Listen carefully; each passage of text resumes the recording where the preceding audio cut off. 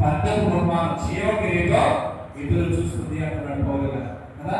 ఈ భూలోక జీవితం వ్యవస్థలు దయచేసి గమనించండి. దేవుడు మనకి ఇచ్చినటువంటి ఈ మానవ జీవితాన్ని దేవుడికి యోగ్యమైన జీవితంగా మనం జీవించగలగాలి. దూరంగా యవన ప్రాయంలో ముఖ్యంగా, యవన ప్రాయంలో చాలా ముఖ్యంగా దేవుడు మనకి ఇచ్చినటువంటి యవన ప్రాయాన్ని, ఈ మానవ జీవితాన్ని దేవుడికి యోగ్యంగా మనం జీవించాలి. జీవించినప్పుడు పౌరులాగా మనం కూడా చెప్పగలగాలి. ఇదిగో మన మరణం అనేది మన దగ్గరికి వచ్చినప్పుడు మనం భయపడకూడదు. అయ్యో నేను తప్పు చేశాను, పాపం చేశాను, ఈ పాపంలో నేను మరణిస్తూ కూడా ఈ పాపంలో మరణిస్తూ నేను నరకానికి వెళ్తాను మనం భయపడకూడదు. క్రైస్తవులుగా కదా పౌరులాగా మనం చెప్పగలగాలి. నేను మంచి మంచి పోరాటం చేశాను.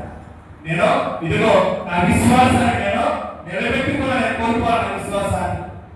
ఆ విశ్వాస జీవితాన్ని దేవుడు ఏ విధంగా నేను జీవించాలని కోరుకున్నాడో అలాగే నేను జీవించాను. కాబట్టి నాకు ఏ భయం లేదు. నేను చక్కని జీవితాన్ని జీవించా.